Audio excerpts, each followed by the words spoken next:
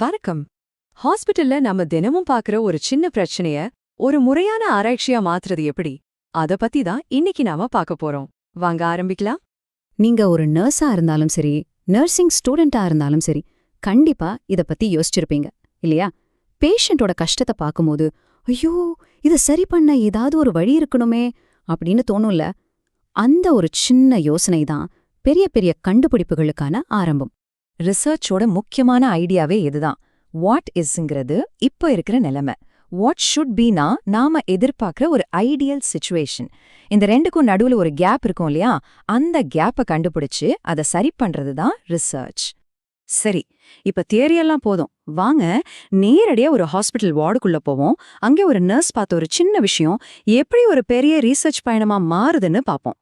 இங்க பாத்தீங்கன்னா geriatric medical வார்டில் ஒரு நர்ஸ் வேலை செய்கிறாங்க. வயசானவங்க அடிக்கடி கீழே விழுறத கவனிக்கிறாங்க. இது நம்ம டெய்லி பார்க்குற ஒரு சாதாரண விஷயம் மாதிரி தோணலாம். ஆனால் அந்த நர்ஸோட அந்த கவனிப்பு அதுதான் ஒரு பெரிய ஆராய்ச்சியோட ஸ்டார்டிங் பாயிண்ட். இப்படி கீழே விழுறதுங்கிறது வெறும் ஒரு நம்பர் கிடையாது. பேஷண்ட்க்கு காயமாகுது, அவங்களுக்கு பயம் வருது, ஹாஸ்பிட்டல்ல இன்னும் நிறைய நாள் தங்க வேண்டியிருக்கு. எல்லாத்துக்கும் மேல இத தடுக்கிறதுக்குன்னு ஒரு முறையான ஃபால் ப்ரிவென்ஷன் ப்ரோக்ராமே அங்க இல்ல. இதுதான் இங்க இருக்கிற பெரிய பிரச்சனை. சரி, பிரச்சனை என்னன்னு தெரிஞ்சிடுச்சு. இது ஒரு பொதுவான கவலை. இப்போ இத எப்படி ஒரு தெளிவான ரிசர்ச் பண்ண முடியிற ஒரு கேள்வியா மாத்துறது?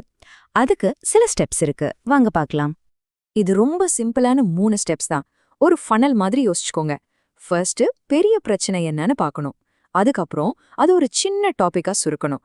கடைசியா அதுல இருக்கிற முக்கியமான விஷயங்களை, அதாவது வேரியபிள்ஸை தெளிவா டிஃபைன் பண்ணணும். ரிசர்ச்ல வேரியபிள் அப்படிங்கிற வார்த்தை ரொம்ப முக்கியம். அப்படின்னா என்ன? ரொம்ப சிம்பிள். நம்ம ஸ்டடியில மாறிக்கிட்டே இருக்கிற நம்ம அளக்கிற விஷயங்கள் தான் வேரியபிள்ஸ். ஒரு உதாரணம் சொல்றேன். புதுசா ஒரு எக்ஸசைஸ் பண்ணா பிளட் பிரஷர் குறைதான் பாக்குறோம்னா, இங்க எக்ஸசைஸ் ஒரு வேரியபிள், பிளட் பிரஷர் இன்னொன்னு. இந்த வேரியபிள்ஸை தெளிவா புரிஞ்சுக்கிட்டாதான் நம்ம கேள்வி சரியா இருக்கும். சரி, இப்போ நாம எடுத்துக்கிட்ட அந்த ஃபால்ஸ் பிரச்சனைய இப்படி பிரிச்சு பார்ப்போம். இங்க பாருங்க, நம்ம ஸ்டடி பண்ற மக்கள் யாரு? ஹாஸ்பிட்டல்ல அட்மிட் ஆன வயசான பேஷண்ட்ஸ். இதுதான் பாப்புலேஷன். நாம என்ன செய்ய போறோம்? ஒரு ஸ்ட்ரக்சர்ட் ஃபால் ப்ரிவென்ஷன் புரோட்டோகாலை கொண்டு வர போறோம். இது இண்டிபெண்டன்ட் வேரியபிள். இதனால என்ன மாறும்னு பார்க்க போறோம்? ஃபால் ஆகுற எண்ணிக்கை, அது டிபெண்டன்ட் வேரியபிள். இதெல்லாம் எங்க நடக்குது? மெடிக்கல் வார்ட்ல. இதுதான் செட்டிங். இப்படி பிரிச்சுட்டா எல்லாமே ரொம்ப கிளியர் ஆயிடும். சரி, இப்போ நம்மகிட்ட எல்லாமே இருக்கு. இந்த சின்ன சின்ன துண்டுகளை ஒன்னு சேர்த்து ஒரு முழுமையான ரிசர்ச் ப்ராப்ளம் ஸ்டேட்மெண்ட்டை உருவாக்கலாம். Okay, first step. நம்ம ஸ்டடியோட டைப் என்ன, கோல் என்னன்னு சொல்லணும். இங்கே குவாசி எக்ஸ்பெரிமெண்டல் ஸ்டடி அப்படின்னு சொல்றோம். அது பெரிய வார்த்தையா தெரியலாம். ஆனா சிம்பிளா சொன்னா, ரியல் ஹாஸ்பிட்டல் செட்டிங்ல நாம ஒரு விஷயத்தை ட்ரை பண்ணி அதை வேலை செய்தான்னு பார்க்க போறோம். நம்ம கோல் என்ன? அதோட எஃபெக்டை இவாலுவேட் பண்றது, அதாவது மதிப்பிடுறது. அடுத்த ஸ்டெப்ல நாம என்ன செய்ய போறோமோ அதை சேர்க்கணும். அதுதான் இண்டிபெண்டன்ட் வேரியபிள்னு சொன்னோம் இல்லையா? இங்கே அது a structured fall prevention protocol. இப்போ பாருங்க, நம்ம ஸ்டேட்மெண்ட் இன்னும் கொஞ்சம் ஸ்பெசிஃபிக் ஆயிடுச்சு. சரி, நம்ம புரோட்டோகால் வேலை செய்தா இல்லையான்னு எப்படி தெரிஞ்சுக்க முடியும்? அதுக்கு நாம எதை அளக்க போறோம் அதை இப்ப சேர்க்கணும். இங்கே அது on the incidence of falls, அதாவது விழுகையோட எண்ணிக்கை. இதுதான் நம்ம டிபெண்டன்ட் வேரியபிள். கடைசியா இந்த ஸ்டடியை யார பத்தியது, எங்க நடக்குதுங்கிறத சேர்க்கணும். அதாவது நம்ம பாப்புலேஷனையும் செட்டிங்கையும். அதை சேர்த்ததும் நம்ம ஸ்டேட்மெண்ட் ஒரு முழு கம்ப்ளீட் சென்டென்ஸ் ஆயிடும். ஓகே, இப்போ எல்லாத்தையும் ஒன்னா சேர்த்தா நம்ம ஃபைனல் ஸ்டேட்மெண்ட் இப்படிதான் இருக்கும்.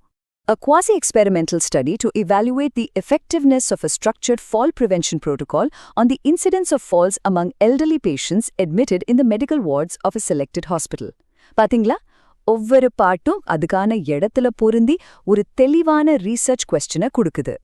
சரி, இந்த ஸ்டேட்மெண்ட்டை உருவாக்கிட்டோம். ஆனா இது ஏன் ஒரு நல்ல ரிசர்ச் ஸ்டேட்மெண்ட்னு சொல்றோம்? அதுக்கு சில காரணங்கள் இருக்கு. அத பத்தி இப்போ பாப்போம். ஏதாவது ஒரு ரீசர்ச் ப்ராப்ளம செலக்ட் பண்றதுக்கு முன்னாடி நாம நமக்குள்ளேயே இந்த 4 கேள்விகளை கேட்கணும். First, significance. இந்த ப்ராப்ளம் உண்மையாவே நர்சிங்குக்கு முக்கியமான ஒன்னா? செகண்ட், ரீசர்ச்சபிலிட்டி. இதுல இருக்கிற விஷயங்களை நம்மளால அளக்க முடியுமா? Third, feasibility. இதை நம்ம ஹாஸ்பிட்டல்ல செய்யறது சாத்தியம்தானா? கடைசியா, சால்வபிலிட்டி. இந்த ஸ்டடி முடிவுல ஒரு தெளிவான பதில் கிடைக்குமா? இந்த 4 எஸ்ஸும் வந்துச்சுன்னா நீங்க சரியான பாதையில இருக்கீங்க. சரி, இதெல்லாம் பேப்பர்ல பார்க்க நல்லா இருக்கு. ஆனா நிஜத்துல இது வேலை செய்யுமா? கண்டிப்பா செய்யும். வாங்க இதே ஸ்ட்ரக்சரை வச்சு ஆனா வேற ஒரு பிரச்சனைக்கு எப்படி யூஸ் பண்ணாங்க, அது எப்படி ஒரு நல்ல ரிசல்ட்ட கொடுத்துச்சுன்னு பாப்போம். இங்க பாத்தீங்களா, 2 வெவ்வேறு பிரச்சனை. ஒன்னு வயசானவங்க கீழே விழுறது, இன்னொன்னு குழந்தைங்களுக்கு ஐவி போடும்போது வர்ற வலி. ஆனா 2க்கும் ஒரே ஸ்ட்ரக்சர் தான். யாருக்கு என்ன பண்றோம், என்ன ரிசல்ட் பாக்குறோம். இந்த கட்டமைப்பு எவ்ளோ யூனிவர்சலான ஒண்ணுன்னு இதுல இருந்து தெரியுது இல்லையா? இதுதான் அந்த குழந்தைங்களோட வலி சம்பந்தப்பட்ட ஸ்டடியோட ரிசல்ட். பஸின்னு ஒரு சின்ன டிவைஸ் யூஸ் பண்ணி குழந்தைங்களோட வலிய குறைக்க முடியுமான்னு பார்த்தாங்க. பாத்தீங்கன்னா அந்த டிவைஸை யூஸ் பண்ணதுனால குழந்தைங்க ஃபீல் பண்ண வலி ரொம்ப கம்மியா இருக்கு. ஒரு நல்ல ரிசர்ச் கொஸ்டினால தான் இப்படி ஒரு தெளிவான பதில் கிடைக்கும். 51% யோசிச்சு பாருங்க. அதாவது பாதிக்கு மேல வலிய குறைச்சிருக்கு அந்த சின்ன டிவைஸ். ஒரு வார்டுல ஒரு நர்ஸ்க்கு தோணின ஒரு சின்ன கேள்வி, அது ஒரு சிம்பிளான இன்டர்வென்ஷனா மாறி எவ்ளோ பெரிய இம்பாக்ட கிரியேட் பண்ணிருக்கு பாத்தீங்களா? இப்போ உங்க டர்ன். உங்க வார்டை சுத்தி பாருங்க.